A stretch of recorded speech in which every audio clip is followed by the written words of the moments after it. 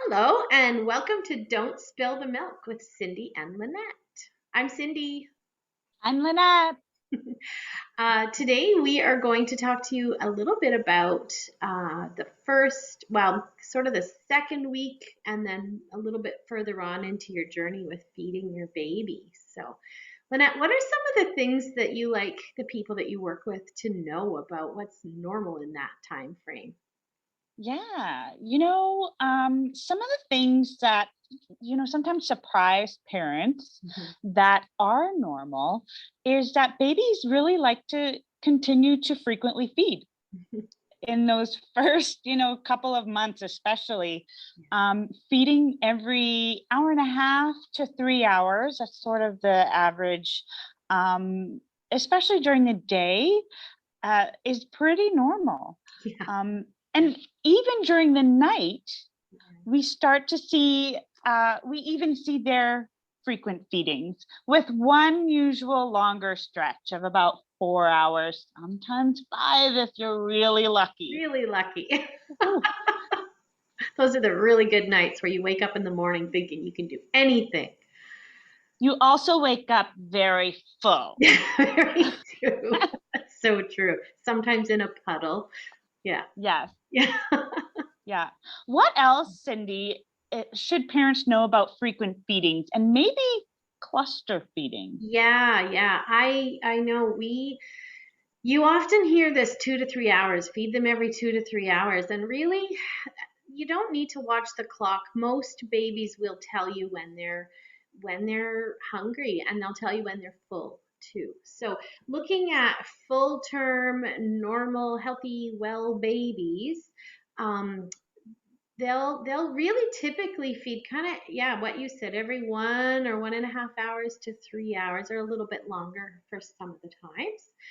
Um, Cluster feeding, we've talked about that in a previous video. Most babies will do this once in a 24-hour period, sometimes every day, and sometimes not quite every day, where they just want to be on and off and on and off, and they fall asleep in between, and then they jump back on again. And just about the time you think there can't be anything still available for them, they go into a nice deep sleep, and hopefully you take advantage of that and you get to rest too. One of the things that's really neat to know about our bodies is we're always producing milk. It's not like we run out, right? The baby doesn't take it all and then that's it, and there's nothing for the next hour or two. Even when we're not feeling really full, we're still producing milk.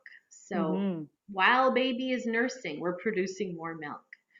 So I always say I usually say they're not like milk jugs where they run out, but they are milk jugs. But you know what I mean. But they're not Yeah. the kind. They're the kind that magically refill constantly. So that's a good thing to know about your body. Yeah. And there's Mm-hmm. something that you said about cluster feeding is that you said it's usually about once a day, Mm-hmm. maybe not even. Whereas something that you want to watch out for is when you're seeing cluster feeding activity, but it's happening multiple times a day, Yes.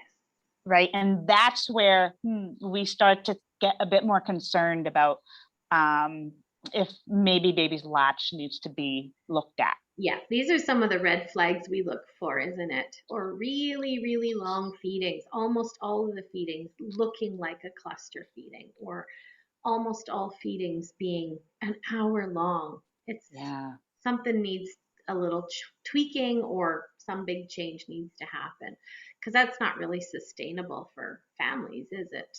And Hmm. it often means the baby isn't getting as much as they should or could, and is expending an awful lot of energy to get filled up. Yeah. And so Mm-hmm. a normal feed can be, 10 minutes. It can be 20, 30, 40 minutes. It can take up to an hour, but it shouldn't be over an hour all the time. Absolutely. Yeah. Hmm. If Yeah. all the feedings are taking an hour, that's that requires a little bit more digging in and seeing what's going on in that situation, doesn't it? That's where your Yeah. IBCLC comes in. Yeah, definitely. Hmm. Well, that's it for this episode. We'll see you the next time. We'll see ya. Bye.